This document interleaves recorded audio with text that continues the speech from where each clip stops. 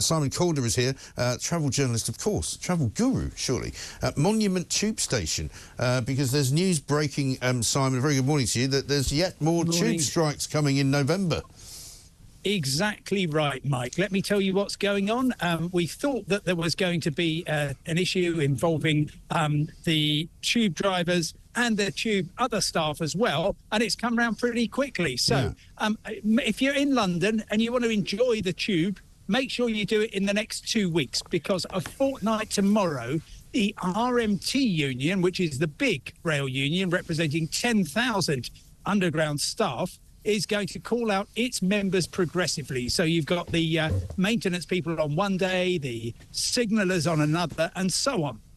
That continues until Thursday the 7th, when you've got the signallers, plus, and this is the important part, the drivers. Aslef members, of whom the vast majority of tube drivers are, will be going out on strike, and they will be, unfortunately, stopping work on that day and also on the Tuesday the 12th of November, and that will also wipe out tubes late the night before and early the following morning. So London coming to a slight standstill once again, which is something I guess we got used to, but this is clearly the unions thinking, right, we've got a Labour mayor, we've got a Labour Party in control, we can basically just call the shots now. And obviously the Aslef tube drivers strike settled within about 5 minutes of Labour taking over, basically by Labour saying, don't worry about changes to terms and conditions, how much would you like? Right, sign here. And getting a 15% rise over 3 years. So that's obviously strengthened the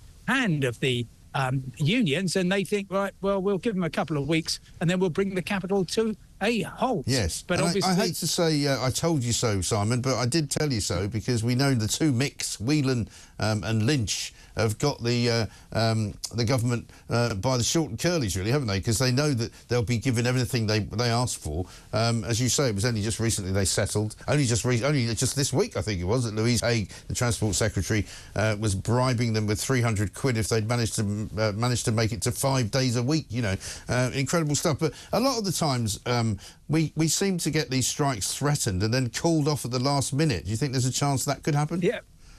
I think there is a good chance, because this is actually happening. The negotiation is between the unions and between Sadiq Khan's Transport for London. And you might remember the last RMT strike, where basically they called it off with a couple of hours to go. It was still absolute chaos for the rest of the evening and a lot of the following morning as well. But there wasn't an actual strike. I think hopefully the negotiators will realise that actually that's not a great solution for anybody. It means that everyone gets paid the normal amount, and tube users don't get any decent service. So I think that my view is that this will probably be called off by at least one of the unions, but it's the Aslef strikes which are really going to knock everything out. That's the 7th, Thursday the 7th, and Tuesday the 14th. Carefully chosen, because, of course, not that many people are using the tube on Monday to Friday, Monday and Friday. And, of course, part of the huge problem for Transport for London is this great shortfall, collapse in revenue since the COVID pandemic, and everybody's changed their working lifestyles, apart, Mike, from you and me. Yes, exactly right. And what about the actual strike days themselves? Will there be no trains, or will there be some kind of train service? Right, OK, so on the Aslef strike days, the 7th and the 12th of November, you can pretty much assume that the whole thing will be shut down.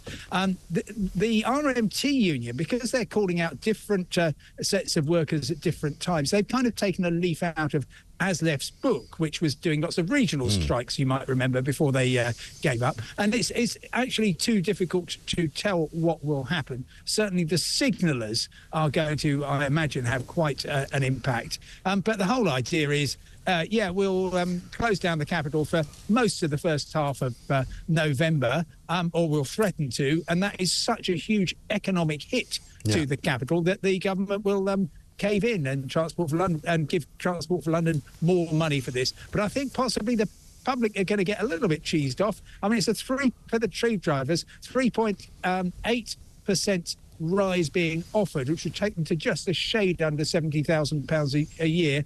And I think one or two people would say, well, we're going to get lots and lots of austerity. Do we really...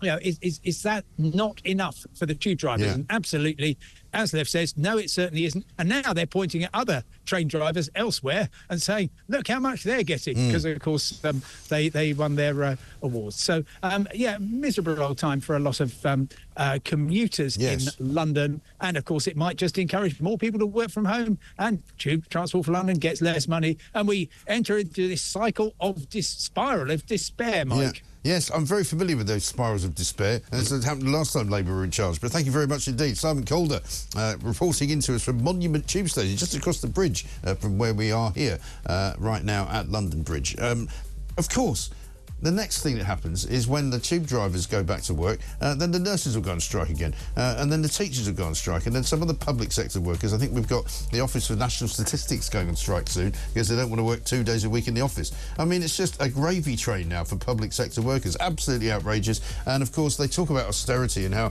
we're all going to have to tighten our belts. Well, not if you're in the public sector.